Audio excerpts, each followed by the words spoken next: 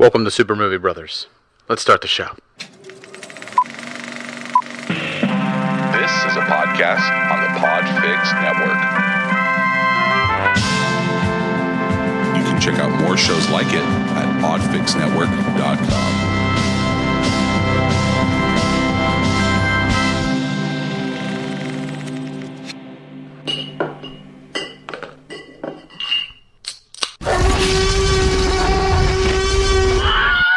There's one thing I want you to do for me. What? Come here.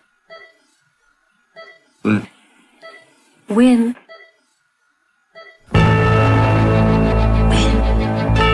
What are we waiting for? You know what you gotta do. Do it. How you feel what's about to happen on this field, man? They ain't gonna get it to us. We got to take it. They want to black out. We gonna get one black out. Stay together and keep fighting. Down. It's time to knuckle up. Everything that move.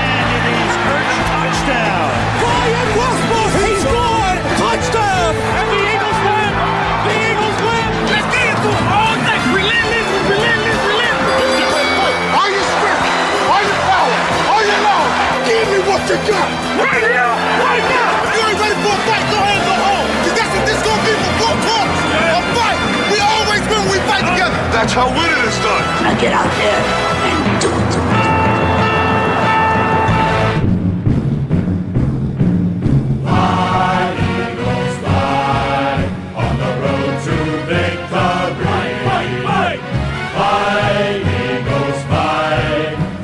Touchdown, 1, 2, 3. 1, 2, 3. Hit 'em low, hit 'em high, and watch our Eagles fly. Fly, Eagles fly, on the road to victory. E-A-G-L-E-S, Eagles! Welcome to Super Movie Brothers. So obviously, me and Jay, being from where we are, we were obviously watching the game last night. If you can tell, I don't have much of a voice. And somehow I have a better voice. Yeah. So, I mean, it was absolutely so it was the experience. Joyous. The experience is something I'll probably not have anything like that ever again, where it's like, I'll never forget it. so many people in one place, all with one collective hope and dream and cause, and everybody rooting for the same thing. There was not 1 ounce of sometimes we get to the bar, you get drunk assholes. That wasn't there last night. There was nothing like that. There was, there wasn't any shoving, there wasn't any fighting, there wasn't I don't think anyone said anything that wasn't pleasant unless it was yelled at the screen to Tom Brady. Yeah, no, That's definitely. the only time. I think I was the most hostile person in the bar. I was the one run touchdown that the Patriots had that we should have tackled really pissed me off, and there was a chair right in front of me, and I kind of picked it up and slammed it down a couple times, and it sort of like slid to the side, and it made a loud noise because obviously the bar goes silent when the opponent scores a touchdown usually, right? And it got loud, and everybody kind of looked at me, and I'm like, fuck. And then ever since then, I kind of kept myself in check because I get really into. I'm kind of a competitive guy when it comes to sports and stuff like that. So I get into the games, and I got really pissed off with that, and I kept myself in check for the rest of the game. Other than celebrating, obviously, because we played one hell of a game. So where did you watch the game at? I watched it at kind of like a local family, friends, baby boomers bar, family place. Well, and Jay's fucking hulking out in the corner because the other team scored. The owner is a family friend I've known forever, and just my cousin and our mutual friends and stuff like that. It was the place I saw the championship game in, and I wanted to kind of keep the juju going on and just stay in the same bar, same seat, same table, looking at the same screen. The mojo. It was beautiful. I loved it. So me and Lauren, we went to Broken Goblet's private party. Yeah, there was themed cocktails for Eagles. They had a great deal for that game. Obviously, they had their Eagles fly PA. which was obviously an IPA with the Eagles logo on it and everything like that. It was dyed green if you were in a regular. It was yeah, I actually really enjoyed it. And they only had one keg last night, and everyone could get one. Like that's what they said, everybody gets one. But luckily, not a lot of people were drinking it, so I got to have several of them. Nice. And it was a great deal. $40, all you can eat and all you can drink, and you just get in there, you watch the game on a projector. Although I did tell Lauren, I was like, it's funny that my projector in our room is bigger than the projector at Broken Goblet. Is it? Yeah, the screen's bigger. Holy shit. I sit way closer, but it was so much fun, and like our group was like spiritual lead of the night because like we were the ones that got every chant going. Nice. We were just the loudest crew, and it was great because everybody else was loud too. So it's not like we weren't slamming chairs and making asses of ourselves. Yeah. We were celebrating with people, but it was a great time, and of course I had to keep my mojo going. So when all throughout the playoffs, I held that NES controller like in my hand like the whole time, like Silver Linings Playbook, like Robert De Niro has to hold both remotes. I was holding, and it happened completely by accident. Like I was playing NES, and then the game, I think the game against the Falcons started. So we switched to that, and I was just still holding the controller, and I just held it the whole time. And then all through Minnesota, like that first touchdown that Minnesota scored, like Lauren's like, "Where's that controller?" And I was like, "Oh yeah." And I ran over, grabbed the controller, and everything lit up after that against the Minnesota game. Did you take it to the bar? I took it to the bar. So everybody's coming up to me. It's like, I just got to ask, like, are you autistic? Is this like, is this like a thing? And I was like, no, this is my good luck charm. And at one point, it wasn't working. Like I was rubbing it. I was hitting the buttons like it was like it was Punch Out. And I'm Little Mac trying to get up after Bald Bull just knocked my dick in the dirt. And I'm sitting there and I was like, it's not working. And I handed it off to Lauren, and everything turned around, man. I mean, that happened right as the Pats took the lead. That 1 point lead. Yeah. And then I passed it off to Lauren, and I was like, you hold it. And then everything turned around after that. It was so good. It was so fun to watch, and it was a really fun game. And I think, one of the things I made a comment to with one of the my watching partners was, I think this is a great game for people who are not fans of the Patriots or the Eagles to watch. Like a lot of times in the Super back Bowl, and forth. You're not into the teams. Like we've been through that countless times, obviously, and you're just not into the game sometimes, and unless it's a good one. And this was a great game, very entertaining, very close. Essentially down to the very last play, technically, and it was fun. It was a fun, exciting game. It was down to the last play, because had that ball been caught in the end zone, and they would have had a 2-point conversion opportunity to tie it. To tie it. It kept the game going, which I wouldn't have wanted to see the Patriots in overtime. I wouldn't. Like it wouldn't. No, because that would have sucked the life out of that team and put all the wind in the sails with the Patriots, because they've. Dude, I thought Cook's going down was going to put wind in the sails of the Patriots, and they didn't. They came out flat right after that. I mean, Cooks got knocked the fuck out. Like his knockout button got clicked, and I there was a few people who were just like, "Good, I hope he's dead." I'm like, "No, it's a fucking game. I hope no one dies on the field ever." I don't even want to see anyone get knocked out to that level, and I feel bad for it. However, it's still it was not meant. That was a hell of a hit, though. But it wasn't. It was clean. I wanted to say that was clean. It was helmet to helmet, but it was slightly. It was incidental because Cooks turned into it. It was more of like a skim, though. I don't think it was like a direct hit. I think it was more. Yeah, it was a direct hit on his chin. That's why he went the fuck down like a sack of bricks. Dude, he went down. It looked like when Michael B. Jordan gets punched in that first fight in the LA gym in Creed, and he just fucking smacks. That's what it looked like. No, I know. Yeah, he was out. The second he went down, I was like, oh, he ain't getting up for a few minutes. Like he ain't getting up, and I felt bad. I really did. Because I don't care how much I dislike the Patriots. I don't want to see anybody carried out on a stretcher. And that, he wasn't. He got up and he walked out on his own reconnaissance. He went and got the concussion protocol checkout.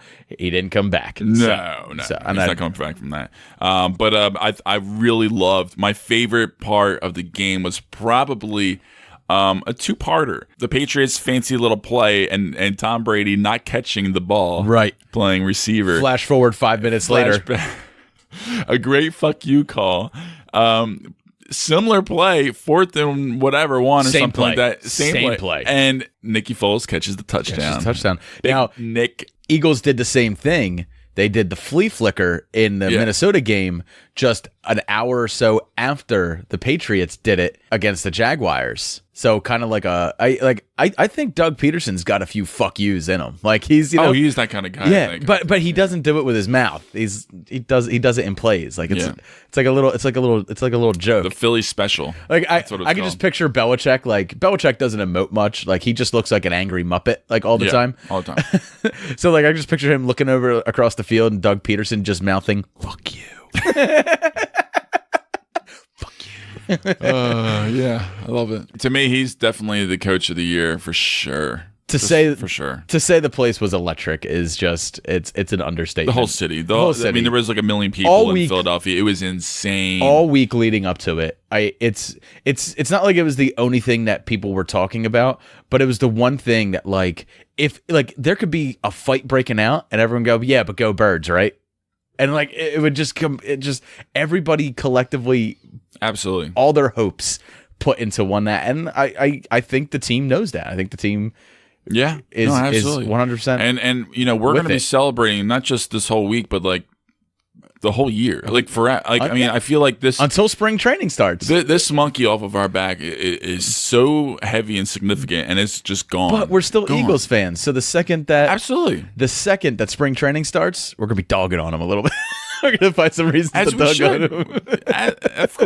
Of course. We expect nothing but perfection. Now that you've taken us to this high, everything else you do from here, unless it's a Super Bowl ring, you suck. Look. Let's be honest. This was a magical year. I mean, it really, really was. I mean, it was the best record that we've had in a very, very long time. I'm not sure if it was. And I think Nick Foles winning MVP is appropriate. For sure. Absolutely. And he did. He played just as well as he did in the championship game. But a lot of guys on that team smart decisions deserve it. But I think he's the one that I think he's the one that really stepped up and performed, even though if it was only for 3 games, because he didn't do great in the preseason. But he took us to the Super Bowl and won it for us. Yeah.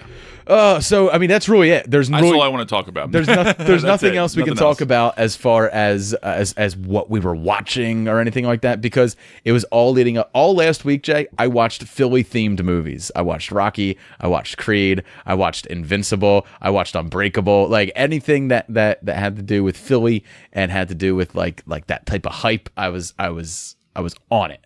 So that's what I did last week. I finally saw 3 billboards outside Ebbing, Missouri in the theater.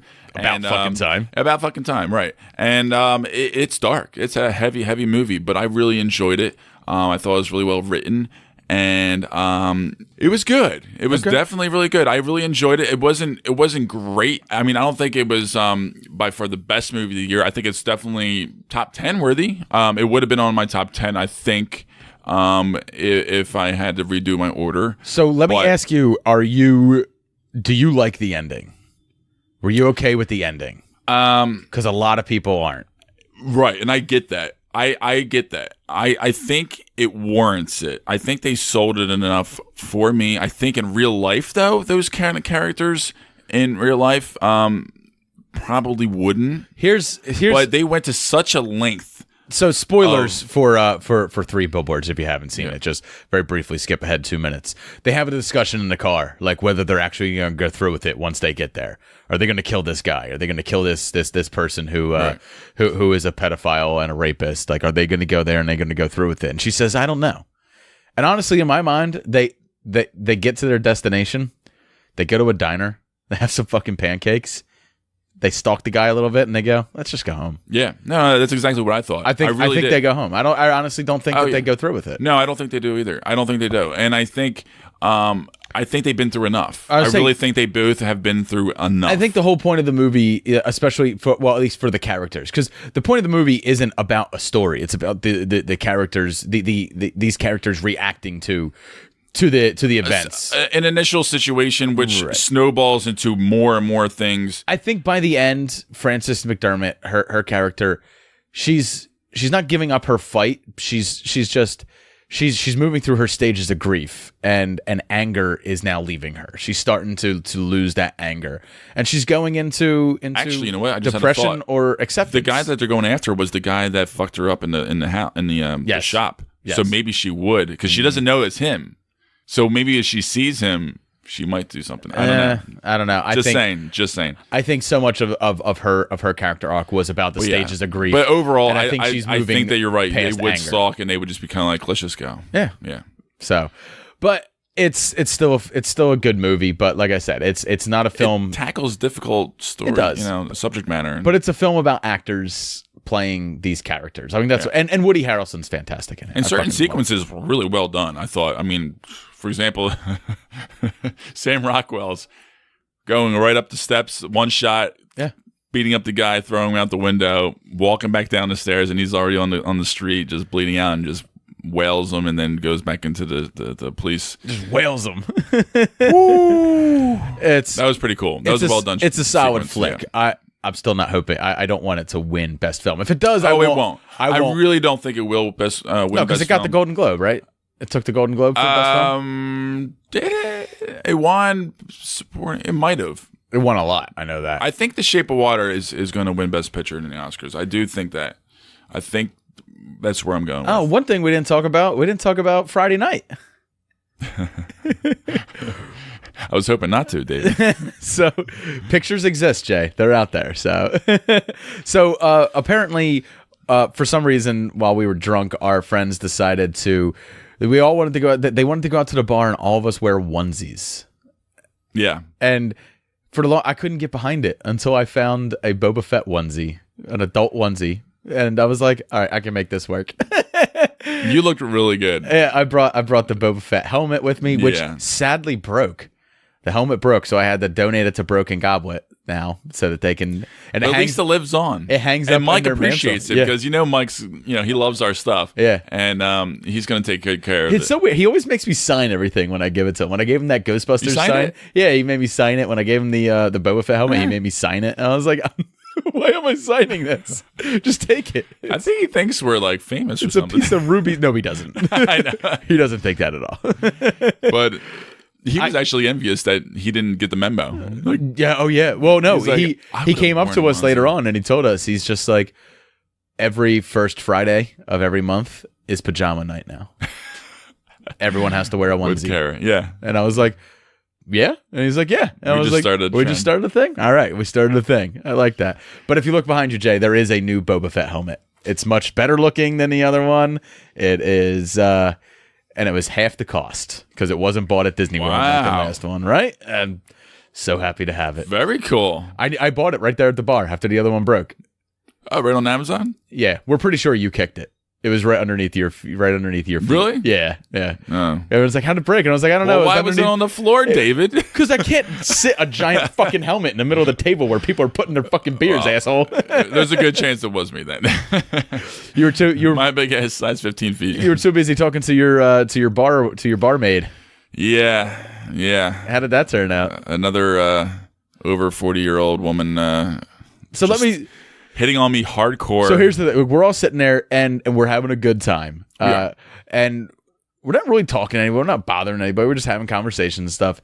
And this old woman comes over to us, this middle-aged woman, and she's just like, I need to know what is going on? Why are you all dressed like this? Is this a pub crawl? Are you on a pub crawl? And then and we're all like, no, we just decided to do this, and then we committed to it, and then we did it, and now you're here asking us this question. we were asked multiple times. I know, and she was like, and it's like she turned around and she's like, it's not a pub crawl. They're just fucking weird. Which is essentially true. We're like, well, you know what? Yeah, we're just weird. There's just something wrong with them. I think they're on meth. But then you could hear, like, when I went up to go get a beer, you can hear her talking to other people, and she's like, no, it's not a pub crawl. They're just doing it. I don't know why. It's weird. It's weird. She came over like 3 more times, and one of the times she came over, though, she's like, can I just touch him? Like, well, first off, and this pisses me off, she asked Lauren if she could go over and touch you. Like, everyone always assumes you're with my wife. Like, it's always just like Really? an assumption. Yeah. We weren't even remotely close to each other. I know. Well, you were at that point because we had moved down for another friend who showed up. But at that, you were sitting right across from her before. But okay. everybody always assumes you're with my wife, and it pisses me off I to don't know. no end. From now on, I'm not gonna like put my arm around my wife when people think that. I'm gonna put my arm around you. Let's do it. I'm gonna tell everybody. I'm like, he's with me, honey.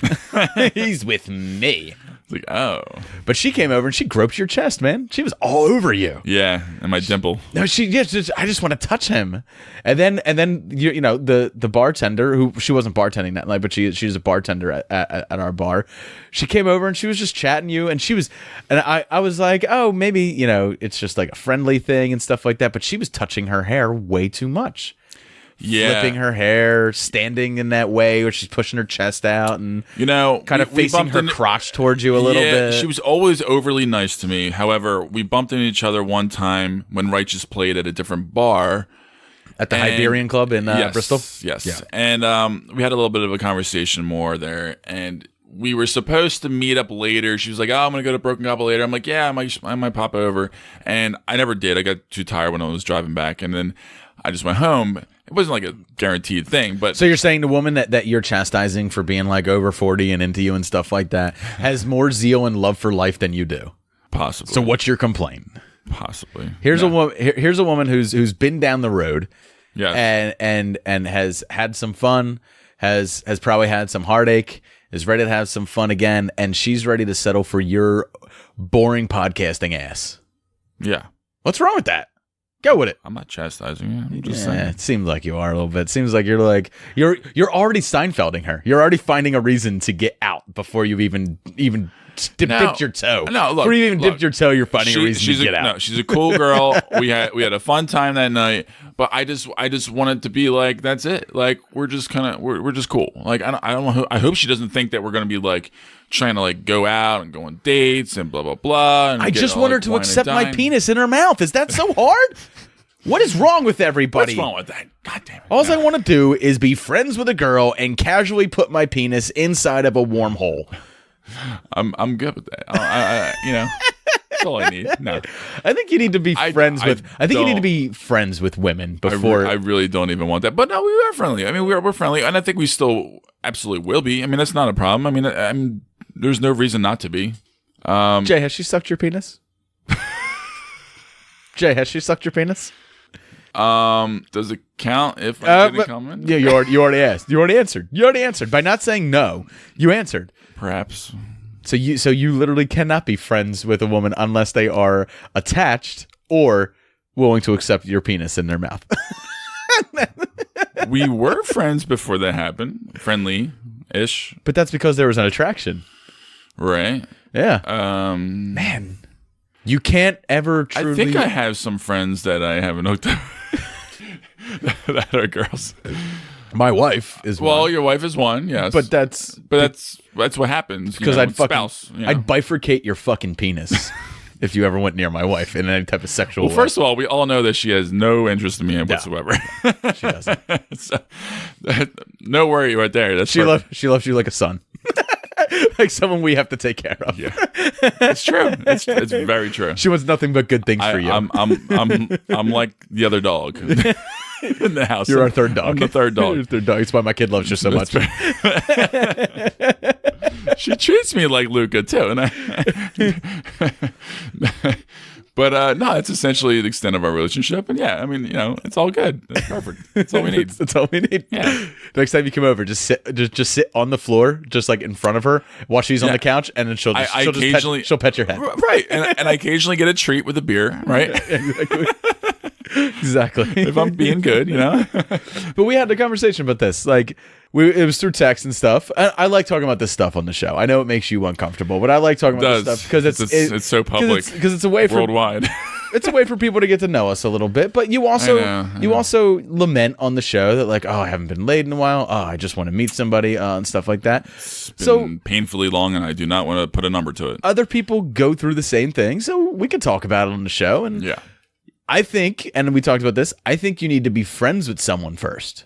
I think that is the element that you're missing in all the relationships that you have. Is there's physical attraction, there's flirtation, and then there's dating, and then there's sex and more dating and stuff. But I have no problems with doing that, but there needs to be like an attraction there. Like no, something. I'm not saying no attraction. Right. What I'm saying is actually like date a girl, take her on several dates before penis is inserted in mouth.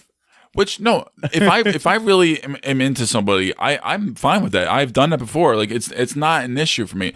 I think I jump the gun sometimes with people that I just know that I don't think it's really gonna quite work out, and I just kind of go for broke. Does that make sense? You go for broke a lot. I'm a picky guy. That's why I don't date very often, right? Or have that many relationships. You go for broke a lot. I'm just not gonna. I don't care. Like I'm not gonna settle down. I'm not for just anybody. I don't need that in my life. I think you need to put yourself out there a little bit more. I do need to put myself out there more. This last year was terrible after the breakup. I didn't do anything really. You're so reserved in conversation, even like I know. You always let them make the first move. You always let them bring up the topic. You always let them do this, do that. I'm not good with that. Yeah. Yep. You need to be a little bit more assertive. Yep. Take control of the conversation every now and then, but let them have control. But like, let people in a little bit. You only let friends in and listeners, and you only let listeners in because of you. Because I bring it up. I give you no fucking choice. You're not even being assertive now. If you can't be assertive with me, when are you ever going to be assertive? I know. Yeah. No, you're right. Think about that. No, I'm not right, Jay. Argue with me. That's what I'm trying to tell you. But you are right. I don't put myself out there. Getting louder is not being assertive. I gotta do it. You gotta do it. For your penis's sake. It's true. For your penis's sake. I'm getting too many gray hairs to like just to not be doing it anymore. I can't. For the pleasure of your penis, you have to sheath it for a little while. You got to put him away so that he can play later. Okay. On a regular, do away with manscaping for a while. Yeah, just let the gray hairs come in. Just let the gray hairs come in. Just let it all go wild. Bring on the gray bush. Yeah. No more weed whacking for a while. Just. So one other thing happened during the Super Bowl, other than all of the great commercials that were out there. All the trailers that came out, which we will have a trailer park at the end of the show. There is a trailer that dropped for Netflix and Cloverfield 3, the Cloverfield Paradox, and it just said available now. Like right fucking then. I didn't even catch that last bit. Netflix was like Netflix was like daring people who were like, no, shut off the Super Bowl and go watch this right now. Do it. It's brilliant. And I'm sure enough people did. I think people probably did. So. And I certainly got home after the Super Bowl. The emotional roller coaster was the Super Bowl. I was emotionally exhausted, physically exhausted. I had no voice. I didn't want to even touch another beer. I mostly stayed sober last night. But I did torture myself a little bit. I watched This Is Us. And if you watch This Is Us, last night was a very special episode. It was when something they've been teasing since season 1 came to a head. And we cried. Me and Lauren both. Her more so than me because she was drunk. So she was a sobbing mess. And I was more like, I knew it was coming, but it's really sad. Blah, blah, blah. And then right after that, I put on Cloverfield Paradox. And then I had to watch it again today. Sleep. Yeah. Well, I didn't fall asleep. I did watch the whole thing, but like it was like one of those things where I watched it in a daze. Like I didn't really pay attention. Like my eyes were focused on it, but my brain wasn't. So I watched it again today when we got home, and we're gonna do a review for it coming up.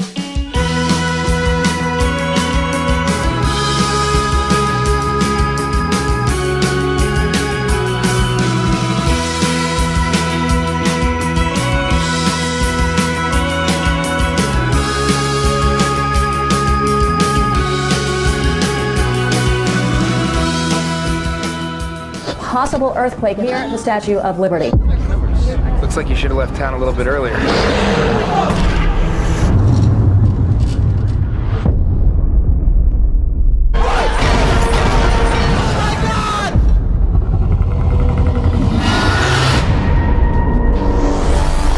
Whatever you're doing, stop.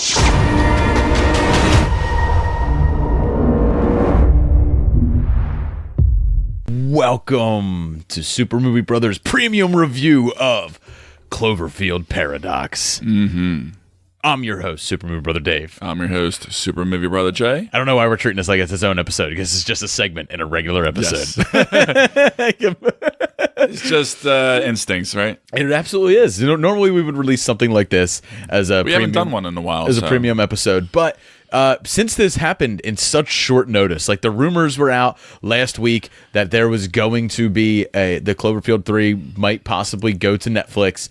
It seemed like they kept it close to the chest and announced it during a Super Bowl spot. It was brilliant. Yeah, and said available now. Just go. Brilliant marketing. You don't give a fuck about the Eagles. If you don't give a fuck about the Patriots, shut this off and go watch this shit right now. But I think it's really smart on both Netflix and Paramount, because I think Paramount realized this is not a theater movie. I think they realized they probably weren't going to do very well in the box office if they put this in theaters. They're having a struggling time with trying to get it out there. Sell it off to Netflix. Netflix has the coin for a TV spot on the Super Bowl, and to change it up, something that never happened before ever, a trailer and a movie release in the same moment. Yeah, the same day. I think that's the thing that surprised me the most. I think that's what got me like really excited about it. Was the fact that like it was this rumor that was going around. We were all waiting for the announcement that it was going to come to Netflix, and we were all expecting them to say like we were all expecting the 2 weeks, like we'd get the trailer and it'd be like 2 weeks on Netflix. Like, give time for people to build up hype, give time for people to like really get excited. Instead, they said, fuck hype. It's now. Yeah. It's now, bitch. And it's funny because, that's kind of been the funny thing with this franchise, really, is the marketing. The marketing has always been a little bit different. Very different, actually. Well, we've all known that it's been that this film was coming, because if you're a fan of the Cloverfield franchise so far, if you've liked Cloverfield, you liked 10 Cloverfield Lane, then you follow that viral marketing. That viral marketing, there is, before 10 Cloverfield Lane came out, there was that Bold Futura website that showed up where John Goodman's character was an employee of the month on, and they talk about a satellite that fell to Earth and landed outside of Coney Island, and they talk about they talk about all this stuff, and then they talk about for the viral marketing for Cloverfield, they talk about Slusho, which was the company that the main character was going to be named vice president of, and that's why he was moving to Japan. That's why he was having a going away party.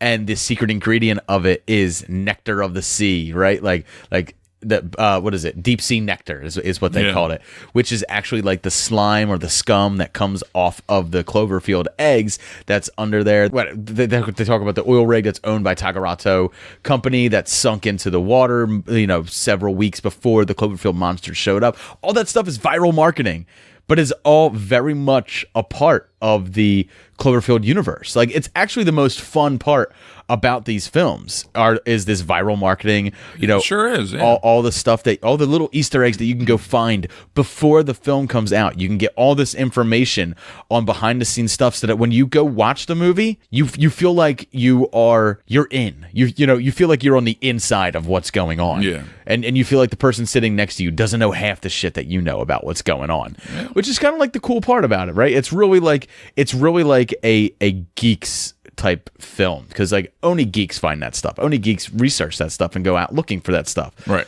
But the question is, after you digest all that stuff and then you go see the film, like, does the film stand on its own in the end without that type of stuff? And in this case, it's definitely the weakest of these 3 Cloverfield movies.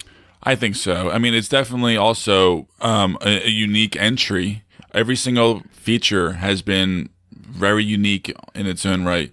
The first movie, the second movie, and this one, they're very different from each other. But at the same time, they are connected in some pieces. And there's small hidden ways. There's little bits, not dramatically, but as far as the grand scope of the world, you definitely know same universe. Like, we know that Slusho was a part of Cloverfield, and then when you watch 10 Cloverfield Lane, when she's at the gas station, there is a neon Slusho sign in the gas station. And then we know that John Goodman worked for Bold Futura, and that's all part of the Tagarato company, which we mentioned before. But in this film, at one point, there is a made by Tagarato box, like on the wall, like it's an electric panel, and then on one of the control modules, which is like taped to it, is a Slusho bobblehead. So like that's little nods that tell you like this is part of the same universe. Now there's one big milady tip to the hat that this is all in the same universe by the end of this film, which I think was way too much. Way too much. We talk about on the nose. It slapped its Cloverfield dick across your face. It really and left a hefty sized mushroom stamp. But so the film follows a group of scientists that are tasked to take a particle collider into space, the world's largest particle collider, and to fire it up to do studies to make a renewable power source for the planet and an energy source, right? And we are treated to some scenes in the beginning that are very reminiscent. If you are of the baby boomer age and you remember sitting in line in your car to get gas because we were at a major fuel shortage. That's exactly what's going on here in this. There is a fuel shortage and the world is running out of power, and it's also on the brink of war when countries are no longer able to run on the lifeblood that makes this world go round, oil. They're going to fight wars over it. So they will. So they go up into space to run this particle accelerator, they call it. It's particle collider, but and that is where the story begins as they fire up the particle collider. Everything that they were warned about could possibly happens, and worlds collide, universes collide, dimensions fold onto themselves, and the laws of physics go completely out the window, and just about anything is possible. And it's a very cool concept. It's a very cool concept. It is. It really is. It's like I likened it to Event Horizon meets Gravity. You know, you're lost in space, you're spinning out of control, you're just lost out there. But then also you went through this this transformative event that has changed everything. You know, you know, does it do it as well as Event Horizon? I don't know. Was Event Horizon even good? I like it. I like it. I just could not get hooked into this movie. You're right. I mean, overall, like the story has super interesting potential to be really brilliant in a lot of ways. Moments of it felt extra. Oh, by the way, I'm going to say this right now. Spoiler warning. Spoiler warning. Spoiler warning. This is complete spoiler. This is spoiler. It's on Netflix now. Like everybody has equal access to this movie. Yeah. Pause this. Go check it out. Go pause it. Skip ahead 15 minutes and then come back and listen to this. But we're gonna do full spoilers. We may as well. It's one of those movies we can't really talk about too much anyway, unless you're spoiling it. Right? Oh, they're all that, Jay. They're all that anymore. It's true, I guess.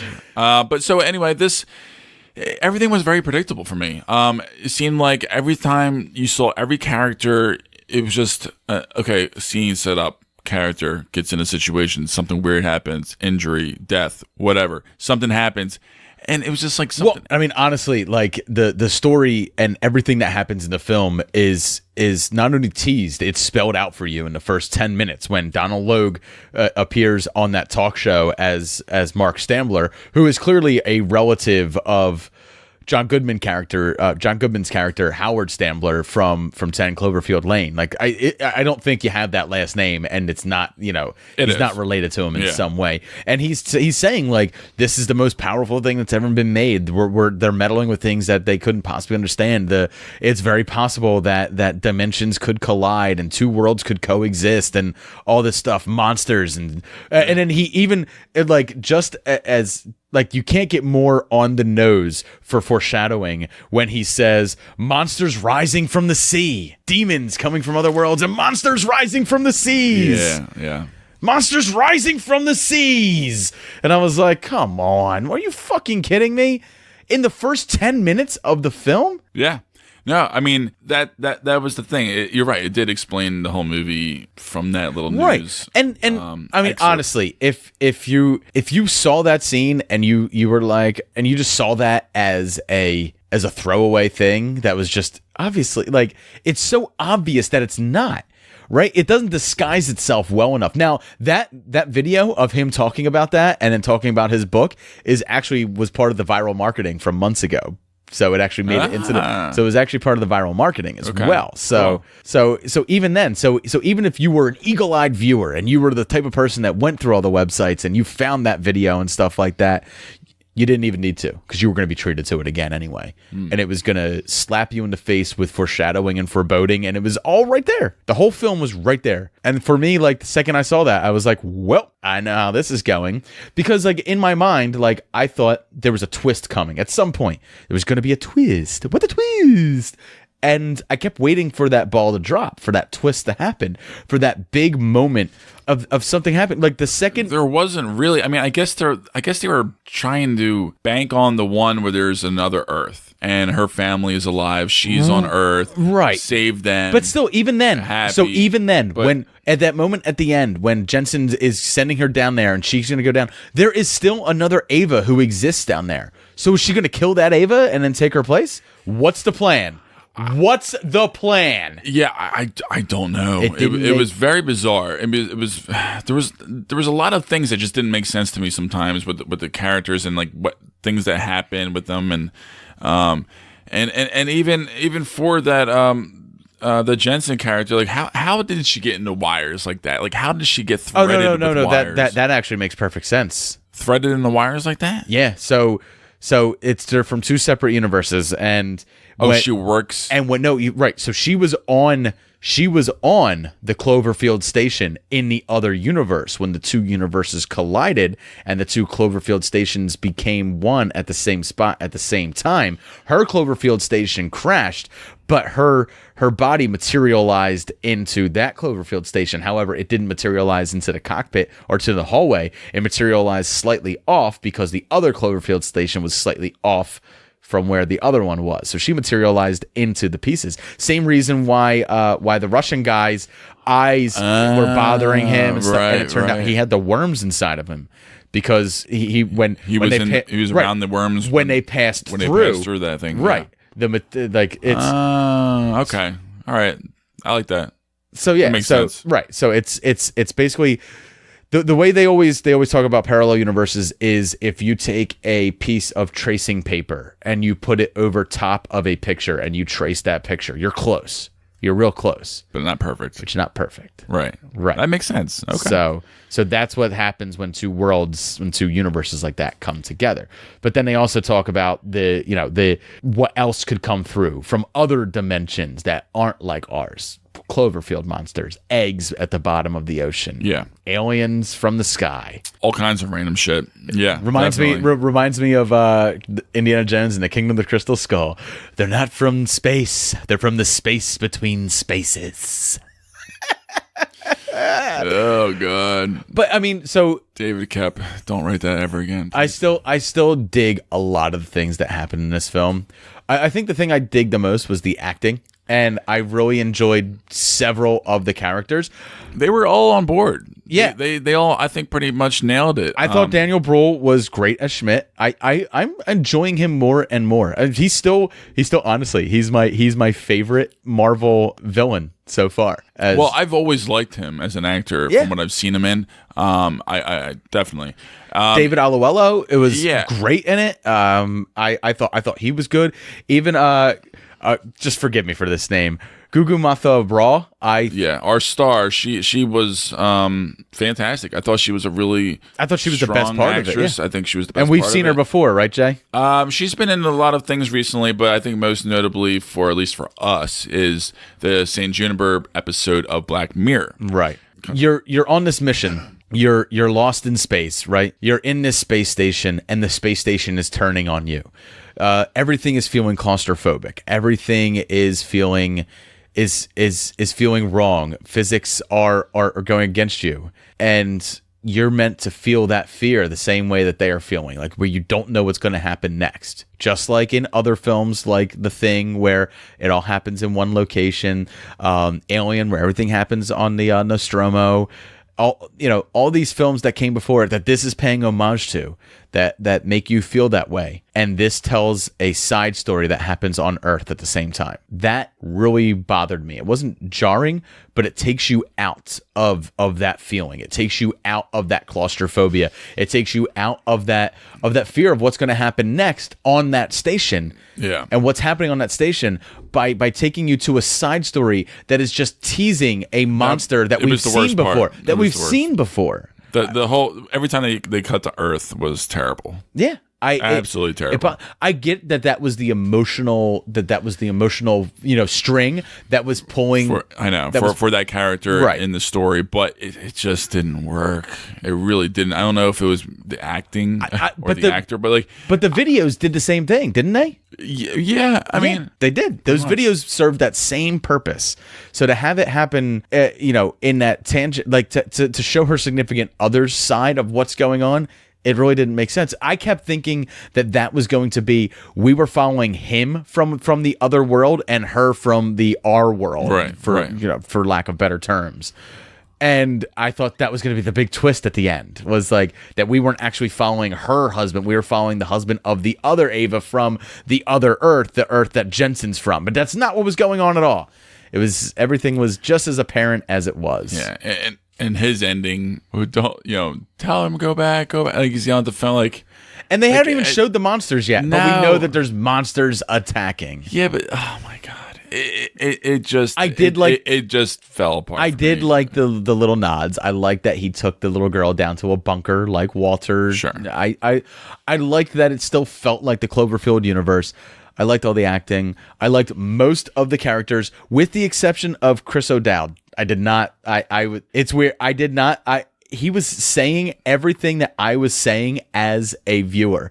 When he was just like, everything he said, oh, that's where the worms went. And I was like, that's literally what I said seconds before he said it. Like I told Lauren when we were watching, I went, oh, well, that's where the worms went. And he echoed it right after that. And I was like, this is getting annoying.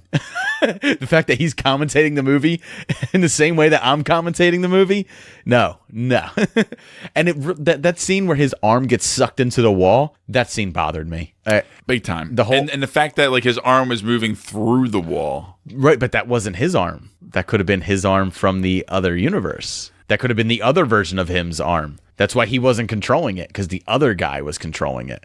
That's why the other guy knew where. That's why the arm knew where the compass was, because it wasn't him controlling it. But wasn't their station crashed down by then? We don't know what the timeline is, because remember, everything's happening at different times. So by the end, very bizarre. By the end, after everything goes nuts and Jensen decides she's got to kill them all to protect the secrets and to keep that particle collider there in her dimension. After all of that, when Ava finally gets away, Hamilton, and she's flying down with Schmidt and they're crash landing, the giant Cloverfield monster pops up, and a massive one, way bigger than the last one, like one the size of a fucking continent. That is far too on the nose for me. I'm sorry. I was actually cool with like the teasing of like, here there be dragons, there's monsters here that are attacking things, and that particle collider up there did it. But to actually show a massive version of one there, I was above the clouds. I was like, why did I need that? I didn't. I knew what was going on. And anyone would have known what was going on. But I would have liked it to be left ambiguous. Was it the Cloverfield monsters attacking? Or was this the alien invasion that Walter was worried about in 10 Cloverfield Lane? And then if you want to... Or be a little bit more scary. Or it was not even scary. Or if you want to put the timeline together and wonder why there was a Cloverfield monster in 2008, why there was an alien invasion in 2016, and why all of this is now happening in 2028, you got to remember what Donald Logue said in the beginning of the film. It affects the past, the present, the future. It could affect it all simultaneously at the same time. Right. So there is a Cloverfield monster that attacked in 2008. There's also Cloverfield, and that was only one. That was a baby. Now there's full-grown ones attacking in 2028. And then you got to wonder whether 10 Cloverfield Lane, Cloverfield, and Cloverfield Paradox all take place in the same dimension, or they all take place in separate dimensions at separate points in time. So it opens up a stomach full of worms for a better lack of terms, but it does. Unfortunately for me, like I'm gonna obviously still watch these movies. Well, the next one, it's going to be interesting where they go from here with the franchise. But I hope they make it a little bit more focused, a little bit more well written, and just have more fun with it. It wasn't really a fun movie, and I just like to see something a little bit better with that. Well, there is another one coming, Jay, and it's coming not in the not too distant future. So far, so this one's working title was God Particle, which is, obviously has to do with the particle accelerator that they're using. But there is another one. It's supposed to be coming October 26th of 2018. And it has Wyatt Russell, who he's from Black Mirror, but he's also he was in The Goon 2. Yeah, a few movies. Yeah. And then it's also got Pilu Asbæk, who you may know as Euron Greyjoy in Game of Thrones. But it is a movie that is supposedly taking place in the Cloverfield universe, but it takes place in the past. It is the story of 2 American soldiers behind enemy lines on D-Day. Now, this is apparently the 4th Cloverfield film, and it's coming out in the same year as the 3rd Cloverfield film. Now, it's listed as coming out in theaters, but time's going to have to tell on that one, because this one was supposed to come out in theaters in a couple months, and here it is now on Netflix. So is it possible that Paramount, if this is successful on Netflix, will they push this one over to Netflix as well? What's their tentative release date right now on that? October 26th. Yeah. Yeah, I mean, we'll see. I mean, it'll be interesting. I think they probably will, to be honest. I feel like these movies do better, I think this is on the small screen instead of the big screen as well. I think this is the perfect avenue for this film. I think it existing on Netflix is the perfect place for it to be. If they can do some kind of creative push like they did with the Super Bowl. So if I paid $20 to see this, I would probably be scoring it much more harshly than I'm about to score it right now. So before that, Jay, what is your score for Cloverfield Paradox? I think I'm going to stick with a C+. I thought the movie was fine. I thought it was boring at times. I didn't like the subplot. I did like what they were going for in the grand scheme of things. The visuals were fine for some parts, but some sequences just didn't work for me. And we both thought mostly all the acting was pretty strong. Yeah. And with the actors, but it just wasn't a fun movie. I enjoyed the majority of the characters. I wasn't too engaged with it, so I can't give it too much of a positive grade for that aspect. I think you're okay. I think C+ is a mediocre film. It's just middle of the row. It's just, and it is to me. I mean, it's not bad. It's very mediocre. I'm giving it a B-. I think the little threads that tie the universe together, the acting, as I said, and the characters, I did enjoy the majority of them. Mm-hmm. I like the concept. I like the story. I think the execution was all wrong, and I think that slapping it with it being so obviously Cloverfield, where 10 Cloverfield Lane was Cloverfield adjacent. Right. This was so obviously Cloverfield that it bothered me to an extent that I think it really wound up tarnishing the film far more than it really needed to be. So B- is going to be my score for it. I still enjoyed a majority of my time in it, and I probably will watch it again. It is definitely the weakest of the Cloverfield films, though. It is, yeah. Ooh, Jay, you ready to get drunk and just fucking review some beers now? Let's do it. Yeah, let's do that.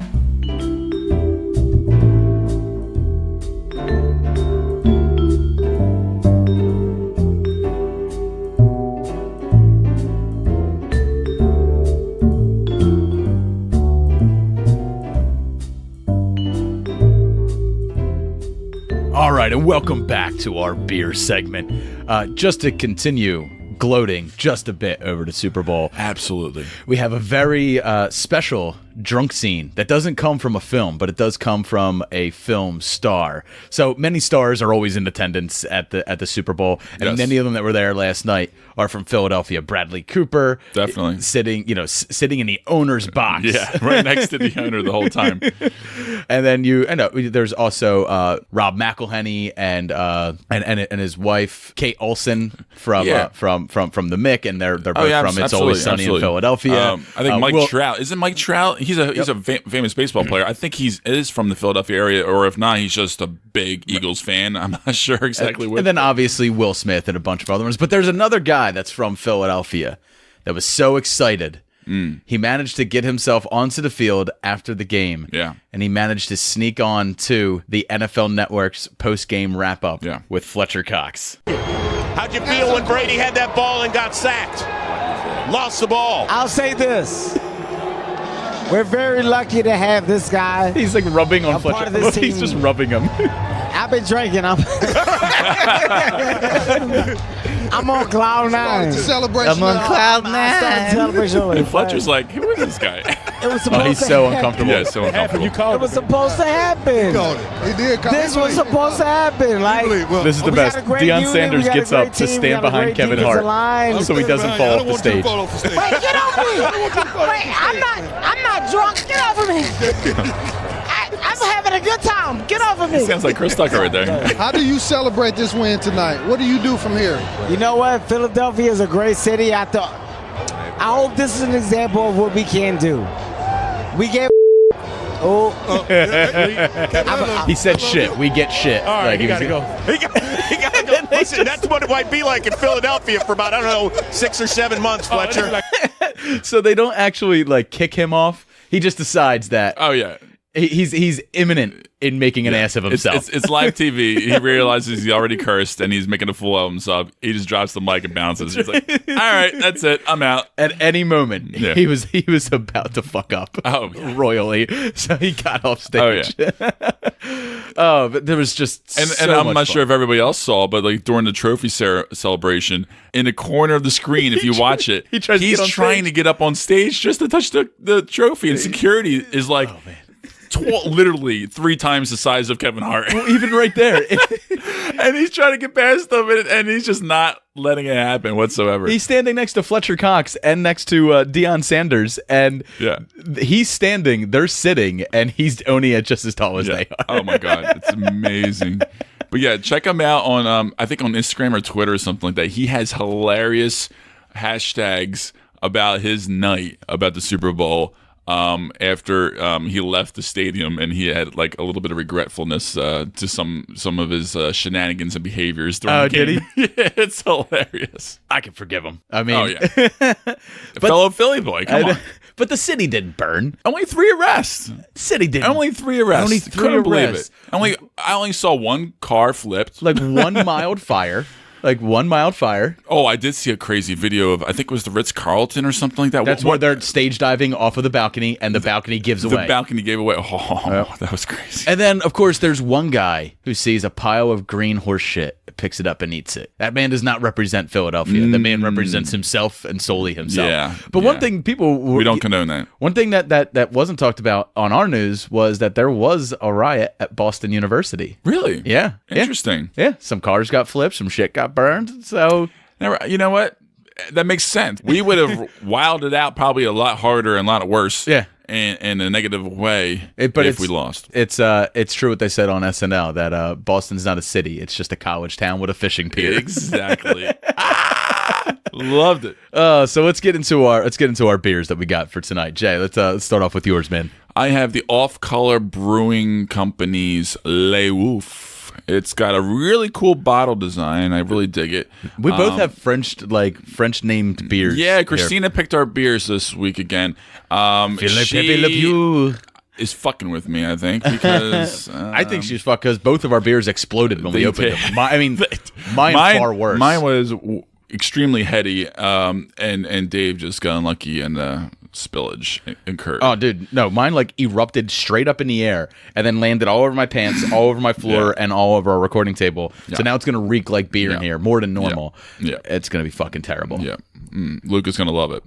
Yeah, well, that's why I'm keeping him out of here for now. Yeah, our mascot loves beer, and this beer is just an odd kind of beer for me. I mean, it's not my kind of beer actually, and I don't know exactly what type of beer perhaps this is exactly, but it is 7.8 alcohol by volume. It has 24 IBUs, and the malt says Pils Vienna Dark Munich. Not sure what that means. The hops are nougat and Streuselpilz. Whatever the You never hell heard that of means. You never heard of Struzzelputz? No. Oh my goodness. Get the Struzzelputz. Anyway, this beer has an initial malty flavor and then quickly goes sour and horrific. Quick. I hate this beer. I'm sorry. I hate it. I really, really do. It's not something that I can not finish because I did finish it already. I just wanted to get rid of it as soon as possible. I just pounded this thing. I'm going to give it a 1.5 out of 5. Wow. Yeah, very, very low. It's. I do not like this beer whatsoever. You're awfully harsh. Christina's not going to be happy with you. I do not like this beer at all. So I am drinking the Le Merle. This is a Belgian-style farmhouse saison that is from the North Coast Brewing Company out of Fort Bragg, California. It's 7.9% alcohol per volume, and it's meant to be drank in a tulip glass, just in case you were wondering. It's a pretty good saison. I'm not a huge saison fan, but I really like this one. It's nice, lemony, zesty up front, refreshing in your mouth, and finishes really nice and sweet. I rather dig it as far as saisons go. I'm not a huge saison fan, but I can really appreciate this one. I really like what it's doing. I'm enjoying drinking it right now. So I'm going to be giving it probably a 4. I really dig it. Nice. So it's not too shabby. Christina's been making some good picks for you, at least, lately.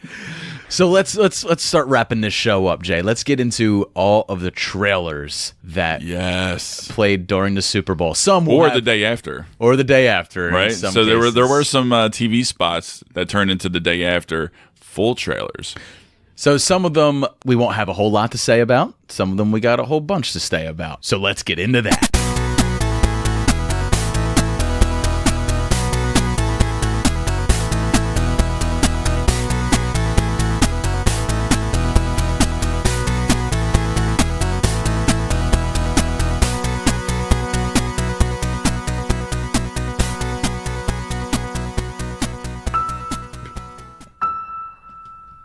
Look at this world. This beautiful world. And I always find something wrong. You've been putting up with my shit just way too long. And I'm gifted at finding why I don't like the most. Say it. So I think it's time for us to have a toast. But this world is a lie.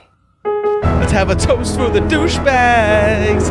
Let's have a toast for the assholes. Let's have a toast for the scumbags. Every one of them that I know.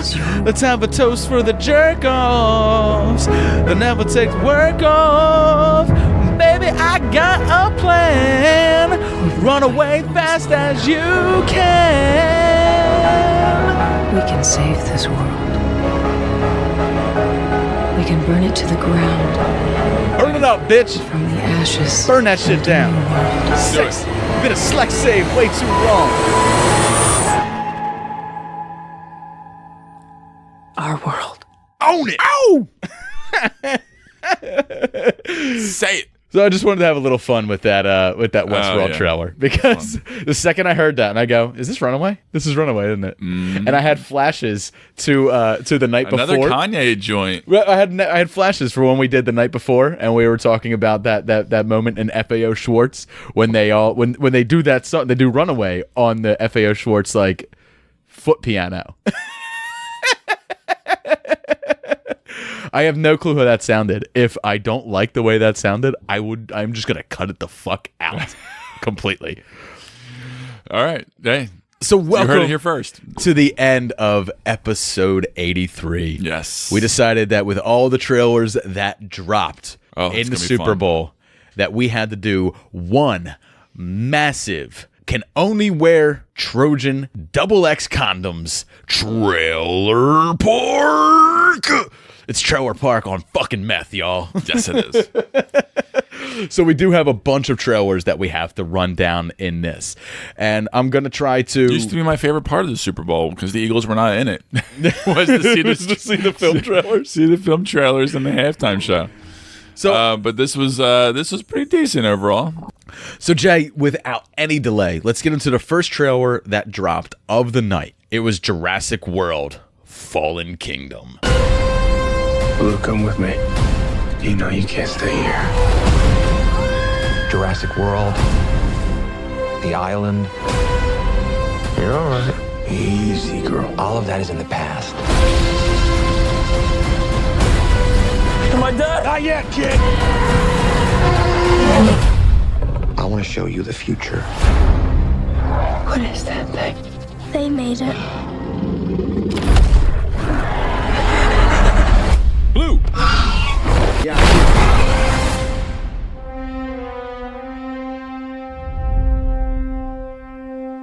And for this one, it didn't show me anything that wowed me. I mean, you called it when we did the first trailer park on it. You said, well, they just blew their whole wad, didn't they? Pretty much. You didn't use those words. I'm coloring it up. Well, but. Yeah, but no, I mean, it definitely showed a lot more footage. It showed a little bit more of the scope, but it was not a good scope. No, this is not what I wanted to see. It showed more off the island, right? Like when we talked about the first trailer park, we knew that the first third of the movie was going to be on the island, but everything else was going to be off. Exactly, and it did not look good. It did not look like it was appealing or exciting or anything all that interesting. And guess what? You know there's going to be some dinosaurs in some cities, you know? Right. They're just not showing in the trailers, but it's going to be there somewhere. London or Heathrow is probably only a stone's throw away from wherever they are. Exactly. But one of the things one of the things I noticed throughout it was not even noticed, but now it's not just a theorized plot point. There is 100% weaponized dinosaurs in this, and they have made a smaller version of the Indominus Rex. Yes, they have. Because they said they made it, and when they show that dinosaur hanging over the little girl's bed, it's got the same teeth, overlapping alligator teeth like the Indominus Rex had. It's like the smaller, and it still had the tiny raptor claw that tapped on the ground when it walked in her room and stuff like that. But didn't you feel that was kind of cheesy? Oh, like a little girl in bed, and then the dinosaur sneaks up on her. And, I hated. Wouldn't it be great if it just threw you for a loop and it just kissed her? It's like, good night, precious, and walked away. And you're like, you know what actually kind of pissed me off? It shows the guys at InGen like, we got it way too wrong. It keeps tucking her in. It's supposed to eat her. What is wrong here? The three women at my table all said they wanted to see that movie. I was like, Jay, really? Jay, I want to see it. Well, I mean, I do too, but it was one of those things where that was the one I think that they were most. There was only one other responded to the most. There was one trailer that throughout the night that disappointed me more than this. Actually, I say this is probably more disappointing because the other trailer I just didn't like it, so it didn't even have a chance to disappoint me. The visuals look good. The dinosaurs, I think, look good in this movie. They do. There's a few scenes. There's a few sequences that I really dig. There's the moment where I just don't like the whole story. We saw it in the first one when the T-Rex is strapped down in the back of the semi-truck or in the back of a carrier or something, and it wakes up, and Chris Pratt does that tuck and roll right through its jaws as they chomp down. That's a. Did that just bring up a bad memory? Did someone chomp down on you, Jay? What was her name? I wasn't a big fan of that. How bad was the injury? I wasn't a big fan of that shot. I really wasn't. I thought that was a little cheesy too. I'm like, really? Really? I thought that was cool. Another shot that I thought was pretty cool was when he bursts through that little girl's room and finds that mini Indominus Rex standing over her. That was kind of cool. No, that's not cool. It's not cool that he showed up like a Deus Ex Machina to save a child somehow. I hope it works in the film. It doesn't work in the trailer. No, because I think in the film it's going to work as far as what that creature is going to respond to him with. But what's cool is when the Indominus when the mini Indominus goes to roar, he calls Blue in, and Blue comes out comes from the right and just dives in. And I was like, all right, that's cool. I'm gonna have fun with that at least. I'm gonna have fun with Owen shooting a gun and then calling Blue in to take something. I'm gonna have fun with that. And they're probably gonna tease us several times that Blue's gonna die. Blue gets hit with a bullet. Blue goes down. Blue Turner and hooches it, and then he's gonna find all Blue's babies, and he's gonna have a big army of baby dinos. Probably. Yeah. That's the way this movie is heading. Yeah. I am not incredibly. And this other the dorky kid that's with. You're really hating on him, man. I do not like this guy. I'm not liking his voice. I don't like his squeals. I don't like his face. I don't like anything. I mean, he just does not. I just feel like they just threw him in the movie for some reason. I bet I can make you squeal. And I'm not liking it. It's just, I'm not liking it. I'm just this. Oh gosh, I just wish it just seems like they wrote the wrong script for this movie. They definitely got it all wrong. Because visually it looks good. I just feel like they just have the wrong story and the wrong script moving forward after Jurassic World, and it's really just that's the saddest thing. That's the thing. It's going exactly where Jurassic World set it up to go, and I didn't like that direction. I didn't like the direction of the weaponizing of the dinosaurs. It doesn't.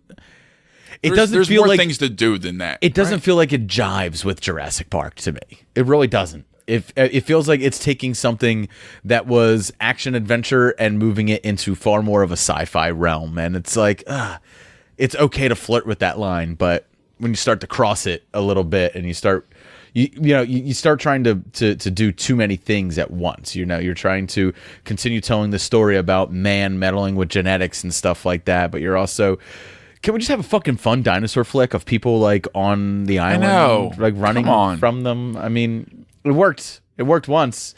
It's worked twice now. I mean, just I feel like this is you know what I should. Oh, here we go. This is going to be controversial. Here we go. This is starting to look like a Transformers dinosaur movie. Well, they already had dinosaurs. This in is like Transformers. visual. They already put noise. They already put dinosaurs in Transformers. Oh, yeah, they did. I gave up on that franchise. So, but I'm just relating it to like visual noise. Like it just seems like they're just putting way too much. They're doing way too much. I'm not 100% there. I'm not 100% there yet. But they're not at that core Jurassic Park thrill of like just the scare. Like what happened to the dark, rainy fucking sequences? Like everything is like really well lit. There were set photos of things like that. There's a helicopter showing too much dinosaur. There was set photos of like a helicopter in the rain and an animatronic dinosaur underneath of it and stuff like that. So there will be stuff like that in the film, but again, when you see it, you're probably just going to think it's paying homage to that what came before it. So what I want to happen is after this film, especially if this film isn't successful, Jurassic Park goes away for a little while, and we wait until Steven Spielberg is practically on his deathbed, and he comes back with one more final Jurassic Park. Just give me that. Okay. Let me have that. But please, just don't let Steven Spielberg fuck up Indiana Jones. Just not again. All right, Jay, we've talked for like 7 minutes on Jurassic World, and we both said it was the thing that impressed us the least. So let's try to taper this back a little bit here. A Quiet Place, another trailer for it. That was technically the first trailer that dropped right after the national anthem, and it was not the trailer that I wanted to see right off the bat. Well, my problem with this trailer is it tonally was shifting all over the place for me. So here's my problem with this trailer is I was sold on the concept of having to be silent on this world, of wondering what it was, wondering what I'm going to see when I go in it. Now that you're showing me a little bit more of the world, you're taking some of that wonder away. And if you're taking that wonder away, you're taking a little bit of... more of my interest. Yeah, you're taking some of my interest along with it. They should have just ran... I agree with that. Like Annihilation has done. Annihilation has had 2 trailers, but really they've Very had... similar, though. They've had 1 trailer. Right. Because the second trailer was the first trailer with extended things in it. They haven't wavered, and we will be reviewing Annihilation. However, I'll just issue a warning. We're going to review Annihilation later, almost 7 weeks later, when it comes to Netflix internationally, because we're going to have Paul from the Countdown Pod on to do it with us. So I think Annihilation as a review will work better when more people have the opportunity to see it. I don't think a lot of people are going to want to rush to the theaters to see Annihilation. Me and you, no, I don't think so. We're going to see it opening, but then the nice part is me and you get to see it and it's opening, and then we get to watch it on Netflix, and then we get to review it with Paul, which will be a lot of fun. Yeah, I'll probably have definitely 2 viewings of it at least. So if you wonder why we're not reviewing a film that is on both of our top 5 lists for 2018 right away, It's because we're tapering it, and we're gonna hold off special on edition episode, right? And we're gonna have someone else on who is into that genre and is looking forward to doing that with us. And we've never had Paul on the show, and I love Paul. I love their show, the Countdown Pod. Yep. So if you don't check that out, make sure you check out Paul and Wayne over on the Countdown TV and Movies Review. Yeah, they had a fun episode. Part of the Podfix Their Network. last episode was talking about top 10 opening scenes of movies, which is always exciting and fun to by the talk time about. our episode's out, they'll already have top. Oh, I'm 10, sure. top 10 directorial debuts. Yeah, that's a which good is one, too. Really interesting one. Yeah, definitely. You can hear my list, my top 10 for that. I sent over to them via email. Yeah, I you know what? Listening to their episode, I was a little pissed off because I only gave them one movie. I just thought they were asking for like one movie and or something You don't like have that. to. But Jay, all you these can people are giving like all these different movies. I'm like, now I feel like I'm just like the one guy who just thinks of like the Drive opening was my favorite opening, which is it's not even my favorite. I just wanted to put it out there because I thought it was nobody else talked That's about it. I'm okay. like, don't forget about this opening. Jay, it was it's their listener feedback. You don't have to do what they do on the show. Most of the time, I give them a top 5.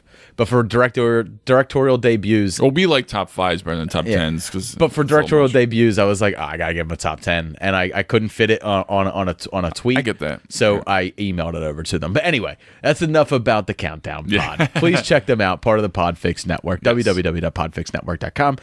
Now we've paid the sponsors. But yeah, I feel like A Quiet Place is just showing a little bit too much now. You're letting me into the world a little bit too much. The more I see of the world, the less I want to see this film. But at the same time, I feel like it's going to work in the movie more than it does in trailers. So I'm excited for the film. Yeah, I'm still excited for the film. However, if I see like another trailer pop up, I'm not watching it. I won't see it. I'm not watching it. If it pops up on the internet, I'm not going to watch it. I'm already intrigued. Yeah, I'm done. What really bothered me is this trailer showed the monster. I mean, not even a close up, not anything. But now it's known that it is a creature, right? It is a creature, yeah. And I was like, I liked the guessing of it. In the same way that I liked It Comes at Night. I was like, is there something else out there? Like, what is out there?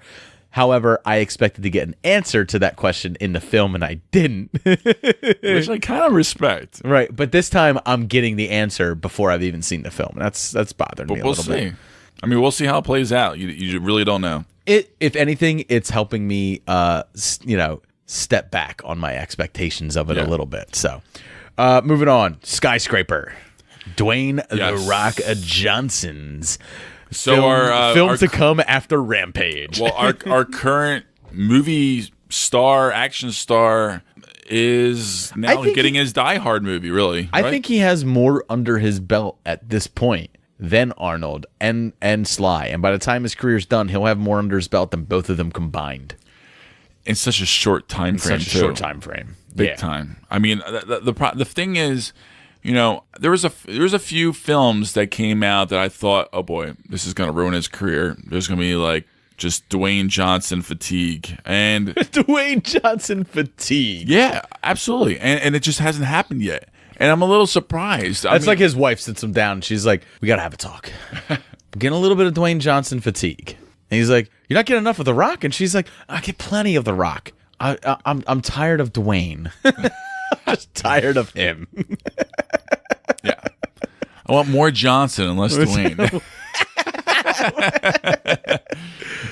But I've been fatigued on Dwayne The Rock Johnson for a while. One of the things I didn't talk about for things we watched this week, because we were talking about the Super Bowl so much, I saw Jumanji.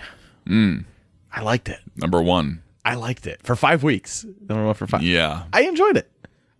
I can see myself enjoying it. I will watch it one day, but I am not paying money to go see it. Like, it's one of those things where I'm not going to go out the theater and go see it. But it was one of those things where like The Rock was The Rock and Kevin Hart was Kevin Hart, and it was like I'm just liking them being them and doing them. Like I'm liking that. And the trailer was fun. But that doesn't always work. Like The Rock rocks it the fuck up in Baywatch, and it doesn't work. It just doesn't work in that film. That movie surprised me that it didn't do. I'm not surprised it didn't do well in the box office, but I didn't expect it to do that badly. Now, what if it was pretty? Now, poor. what if you took The Rock out and you put Seth Rogen in his place, and you made it like, and you did it from like the same director and crew from Neighbors, would it have the Baywatch movie? It probably would have done better. I would have done better. It probably would. It would have been really funny to see like this fat Jewish guy doing all the things The Rock does. So instead of and it would have made Zac Efron's character way better. Right? Much more gooder. Much more gooder. Exactly. Than having The Rock and Efron, two jacked up studs. Jake, you don't need that. We haven't talked about Skyscraper once. Oh shit! So Skyscraper is about the head of security who is a former military amputee, and he has a fake leg, and I remember hearing he's a consultant for the people that are developing this tower, and the tower comes under attack, and then you are treated to die hard without a leg. Pretty much. To stand on. Yeah.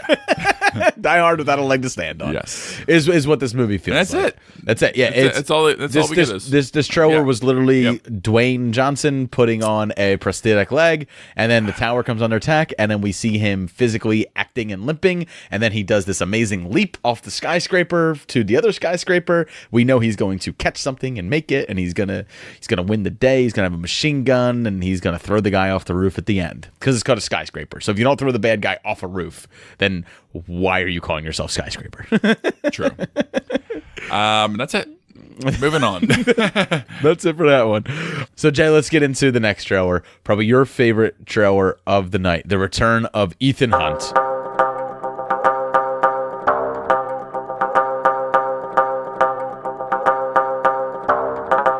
Yes. Mission Impossible 6. I've been looking forward to this. Entitled Mission Impossible Fallout. And the addition to the cast this time is Henry Cavill. Yep. This is the film. This film is the reason we had to get Muppet-faced Superman with an unmoving upper lip in Justice League. You know what? It's worth it because this movie already looks way better than Justice League. You think that mustache was worth it? The mustache was worth $22 million fucking dollars. Yes. Jay's like, fuck yes, that mustache was everything. Everything. I wouldn't have been so in awe of Henry Cavill if he didn't have that fucking mustache. Magnum PI who would have thought? Magnum PI who? Damn. It's all about Cavill stash now. I guess that's what the guys in the CIA are rocking nowadays. I don't know. So this trailer, it teases the fact that Ethan Hunt has been disavowed by his government several times over, and his team had just recently failed a mission for the CIA to capture and retain some plutonium. And that was actually one of my favorite scenes of the trailer, when Angela Bassett is telling him, yeah, but he failed his last mission. He said, yeah, but he saved his whole team. His whole team would have died if he didn't do what he did. And she's like, yeah, that's their job. Which is a valid point. Yeah. It's a valid point. That's what they're meant to do. Protect, like get that plutonium and stop the terrorist attack from happening. He failed to do that. Right.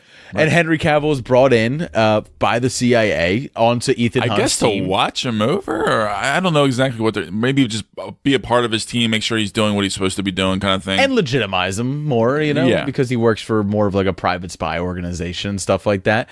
And one of the things that I noticed throughout this trailer is they tease the fact that Henry Cavill is the bad guy. They do. So there's a part where Ethan Hunt, Tom Cruise, is flying a helicopter. He's flying it over a jungle, and then he goes down on like this jungle road, and there is a 18-wheeler that skids out and goes sideways, and he's about to crash into it. And intercut with all of that is Henry Cavill with a machine gun hanging out the side of another helicopter, firing at a helicopter. However, if you look at the background around Henry Cavill firing at what you think is Ethan Hunt's helicopter, it isn't, because Henry Cavill's background is snow. Like he's in a snowy mountainous region. And then when you cut to Ethan Hunt, it's all jungle behind him. So those two scenes are nowhere near each other in the film. Both involve helicopters because it's Ethan Hunt. Trailer and it's play Mission right Impossible. there. Yeah. Right. They're playing on you that they want you to think that Superman's the bad guy. You know, it's a funny thing because there's a stunt in this movie. I'm not exactly sure what it is. It could be the helicopter one. I'm not really sure. But Tom Cruise has been planning on doing this and training for this for years. This one particular thing, and I'm like fascinated to find out what it is and see it on the screen. And it's got to be the helicopter one. It's going to be pretty exciting. Where he's hanging onto the rope and flying him, and probably falling down. I don't know. I mean, there's a long trailer. It's a full trailer, and they show a lot of good things. They show him in the trailer let go of the rope and land on whatever cargo is at the bottom. So that's probably the thing he's been training for years. Or I guess so. Or the fly the helicopter. It was almost like it was pointing down. It was like a weird. I don't think he was flying a helicopter. It's more we saw in Rogue Nation him hanging off the side of a plane, and that was really him. So yeah, that's yeah. I mean, you never know with him.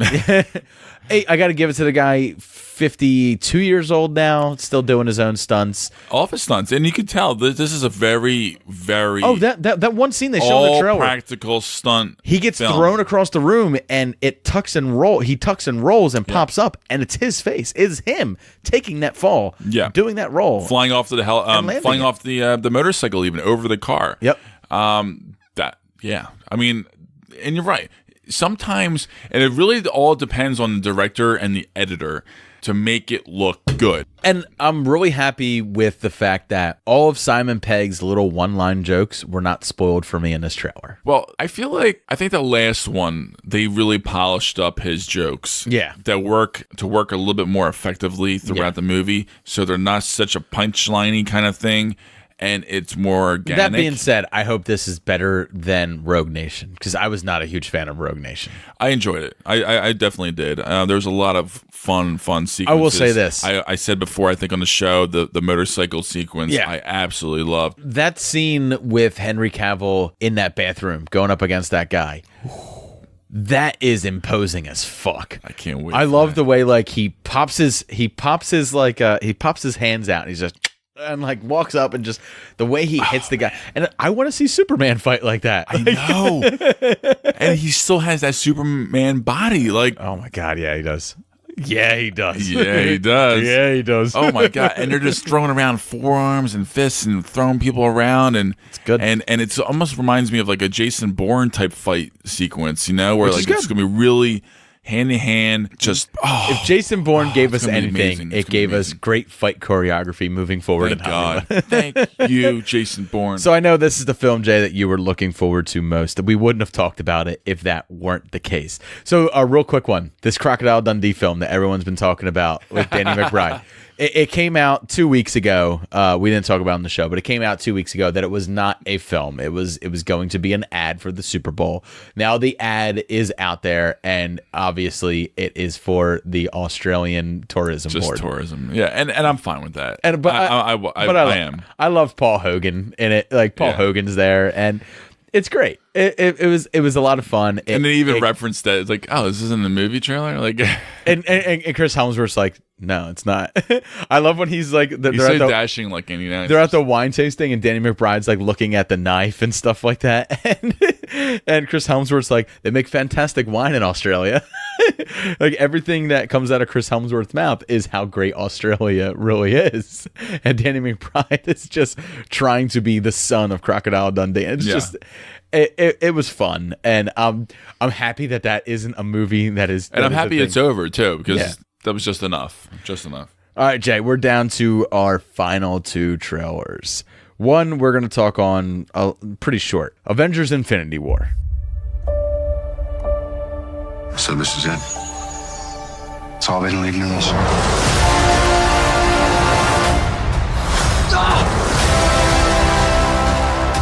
Ready? Let's go.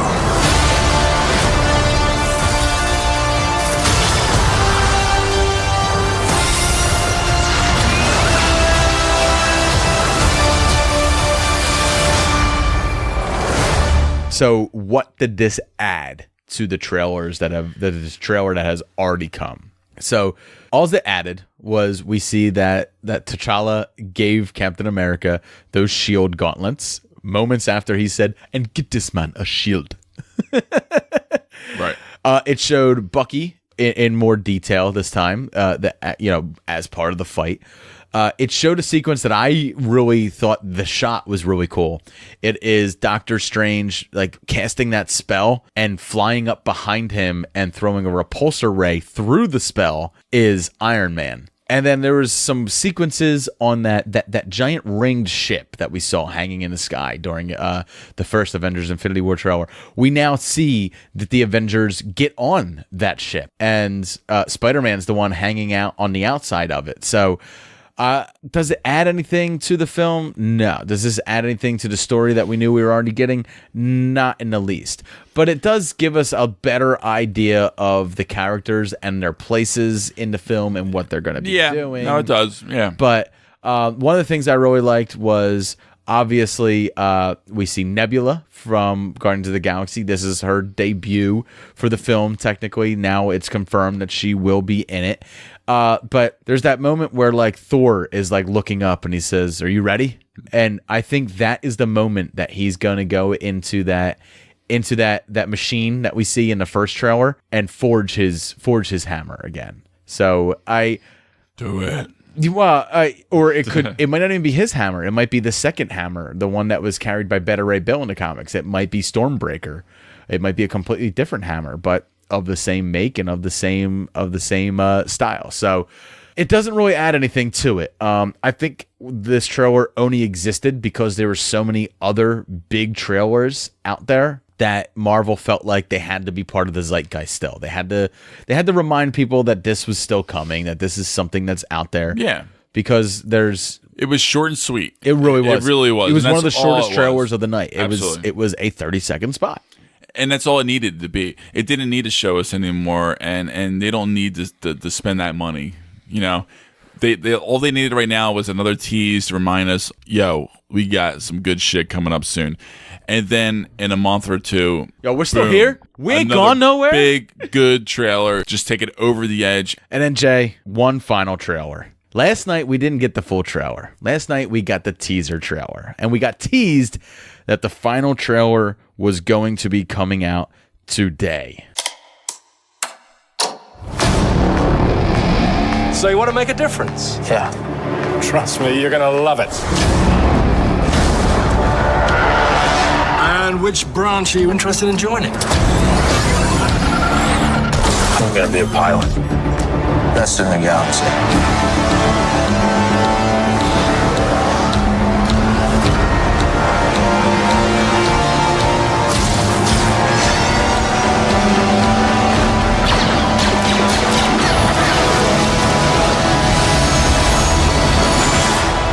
Your name?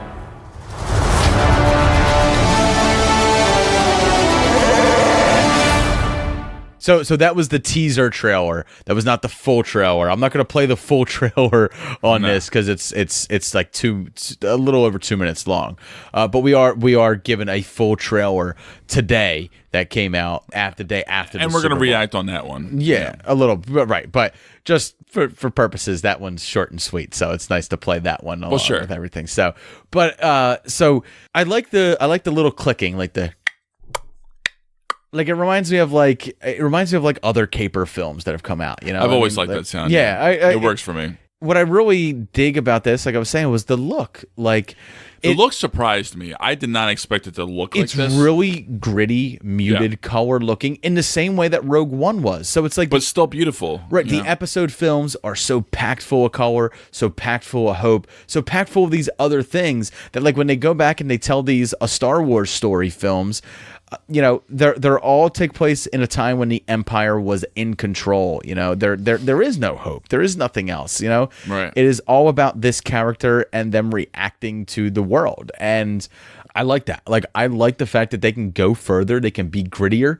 So in the full trailer that we are treated to, we get this scene of Han Solo kind of like flying this speeder car like down a street, being chased by Imperials or being chased by police. Yeah. And everyone is saying that is an homage to Ron Howard's the film that he acted in, American Graffiti, where it's like all these car gangs and stuff racing and going. People are reading into this too much shit. That's all I gotta say about that. No, but I actually am overall pleasantly surprised. I really am. I'm not wowed by it. I am pleasantly surprised though. I think it's you know what I'm it's wowed got by? a lot more potential than I expected it to have, and it's going down a better path than I expected it to be. I am completely wowed by Woody Harrelson's Donald Trump comb over. Flying in the wind. Flying in the wind. Yeah. I'm putting together a team. It's gonna be huge. It's gonna be fabulous. It's gonna be fabulous. It's gonna be huge. We're gonna do the castle run. It's gonna be gold plated. We're gonna do it in 12 parsecs, not 14, but 12. Anyway, Fabulous. so that it's pretty clear, like, as someone who's a huge Star Wars fan, who actually read the Han Solo novel, the novelizations, like the trilogy of books that are about like his origin. He was an Imperial pilot. Yeah. He was ordered to kill a Wookiee slave. He refused to do it. He shirked his duties as an Imperial pilot, escaped with said Wookiee, and that Wookiee gave him a life debt. And that was obviously Chewbacca. He then goes on to play a game of Sabacc against Lando Calrissian. He wins the Millennium Falcon, flies it into Kessel Run, does it in 12 parsecs, becomes a fucking legend, and goes and has a fucking drink in a Mos Eisley cantina. And like that's kind of like the whole story. You know, he's from Corellia. It kind of seems like they are kind of following those guidelines. Like that. Sure. This is the story of Han Solo that you know that's been set forth. He's from Corellia. We see him meeting with an Imperial officer in that trailer, and he says he wants to be a pilot. Now, whether that is taking place before this, before the story, or whether that is something he's doing as part of whatever their caper is, is unknown. I have a question for you. Yeah. Do you think they're going to be ballsy enough and actually try to leave like a cliffhanger to have potential sequels to this film? Not for these Star Wars films, no. Not for these A Star Wars Story films, no. I think these are all one-shots. I think... Because this is the thing. This one's a particular character. Rogue One is a particular story. Like, so I'm a little bit curious to see if... I don't think they should either. Like, I don't think they should either. However, Jake, I'm first off, wondering if they will I am against the existence... keep that open. I am against the existence of this film, period. Okay. Oh, that's fair. I don't think this film should exist. However, the fact that it does and that it's coming out, I wish for its success and I want it to be good. Absolutely. And I want to see it. I understand. But I don't believe that they should really be going back, because we already know this story. I literally just recounted it. And even if I didn't recount that, we already know enough of this story based on dialogue throughout the entire trilogy. And you knew this was happening as soon as Disney bought the franchise. No, but what I mean is, like, I already knew that he won the Millennium Falcon from Lando Calrissian because he said so in the films, right? I already know he did the Kessel Run. I already know, this, like, I already know that he was a scoundrel, right? The only thing that this tells me different is that he was a person who wanted to do good, couldn't do good within the Empire, broke away from the Empire, became a scoundrel, only to learn to do good again. And they tease that in the film with Emilia Clarke's character saying, like, I know what you really are. And he's like, what's that? That's my least favorite shot. So here's the thing. Donald Glover looks amazing as Lando. Everyone in the film looks really good. However, and Alden Ehrenreich, he looks the part. I was so worried that he didn't look like that he didn't look enough like Harrison Ford. When I see him with the hair, when I see him in the outfits, I dig it. I like the way he looks. And then he opens his mouth. He doesn't quite sound like that, but he doesn't sound like Harrison Ford at all. And when I say that, I'm not asking him to do an impression the entire time and sound exactly like Han Solo. What I want him to do is have that same charisma, have that same machismo, have that same, false sense of ability, right? Like, Han Solo was always so sure of himself, even though he might not have had the skill to do it, right? He was always so headstrong, even though he may not have had, Han Solo was always just so headstrong, always so confident in everything he said and he did. When you hear Alden talk, he doesn't sound like that. Yeah, so I'm actually kind of agreeing with you. I mean, I'm about 80% sold on him. but not 100% at all because you're right. The line deliveries that he did in the trailer, the teaser trailer alone, like there's not many of them, right? And the ones that he delivers are very just kind of flat. He has a voiceover, and then in the main trailer, and then he has a few lines of dialogue. It's all flat, and I think what is he, British? I'm not even saying. I'm pretty sure he's not American, so he is putting on an American accent to deliver Han Solo's character, but it's just not. It's just quite right. It's not.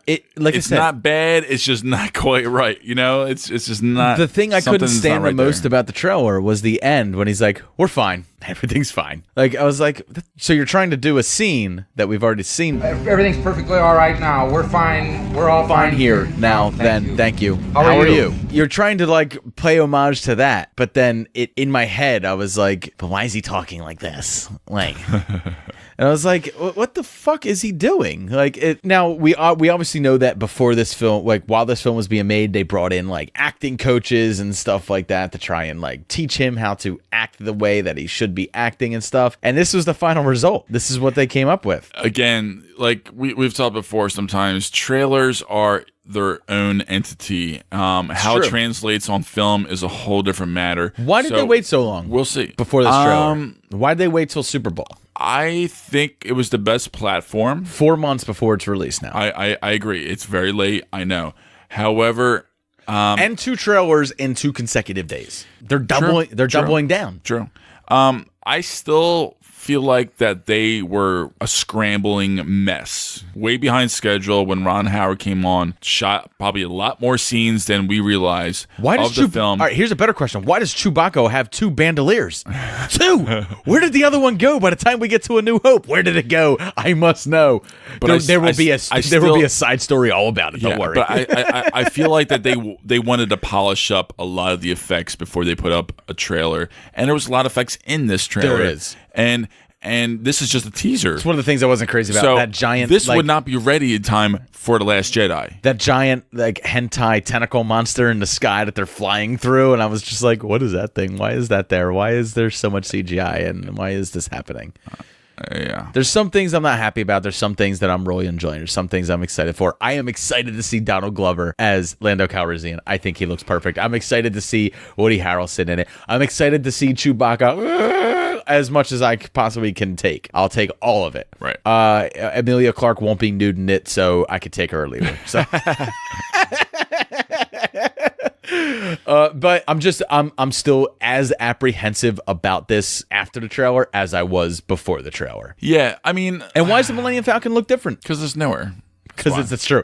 The inside of it, I like when they show the shots. That's the really what it inside is pristine, and then like you can look online, you can see some side by sides of what it looked like in A New Hope, where like all the white leather is like stained and gross and disgusting looking, and it's like, oh man, yeah, he is not the type of guy that would like clean his ship. Nah. But what I mean is like if you look at the Millennium Falcon in the rest of the films, it has those 2 horns on the front, like it has like those 2. If you look at it in this, it all comes to like a triangular head, like it's all connected. So I was like, oh, well, he always said I made some special modifications myself. So maybe this is pre-special modifications. Could be. One of the shots in this before we wrap this up that I really liked was I like that scene that was like kind of like on that sandy type place where there's that clearly antagonist like gang that he's going up against. The guy has like a very Boba Fett-esque mask. Yeah, it's kind of cool. And he has like those horns and stuff standing up. And if you put that side by side to like a Sergio Leone film of like a gunslinger like about to like put his hand on his gun, he walks up and he unclips it and his hand is just kind of like resting right there. If that motherfucker does not shoot first in that scene, Star Wars fans will fucking riot. We will be pissed. Because Han shot first, as always. So that doesn't come out until mid-May, until Memorial Day. So here's hoping that lives up to, I don't know, like, I don't know if it's trying to live up to anything, but I guess it has to live up to at least Rogue One, right? Like, it has to be as good as that in the end. Or at least as entertaining. I mean, and it's fun. I mean, it's going to be a completely different kind of film. But it's not. The last one was a heist film. This is like a fun caper. This is the Ocean's 11 of Star Wars. Because Woody Harrelson said, I'm putting together a team. He's Danny Oceaning this motherfucker. I guess you're right. I just don't know if it's going to have that many tie-ins like it did with Darth I don't Vader. want it to. I don't want it to. No, I don't want it to either, and I don't think it will. I'm just saying, I don't know. This is your thing. This is your jam, man. You're a Star Wars nut. Go for it. Apprehensive as fuck. So that is going to do it for us tonight. If there's anything that we talked about tonight that you want to comment on, please don't hesitate to reach out to us on Facebook, Super Movie Bros Podcast on there, or reach out to us on Twitter. We are at Super Movie Pod. Be sure to check out all the great shows that are part of the Podfix Network over at www.podfixnetwork.com. And be sure to join us next week when we will reprise our regularly scheduled program, and me and Jay will bring in both of our movie homeworks, our week 2 of movie homeworks. We took a break this week because obviously we had so much that we wanted to talk about that we just couldn't fit movie homework in. So next week I will be reviewing Chocolat, and Jay will be reviewing Mad Max 2 Road Warrior. So have a great night. Thanks a lot for listening. Cheers. Cheers.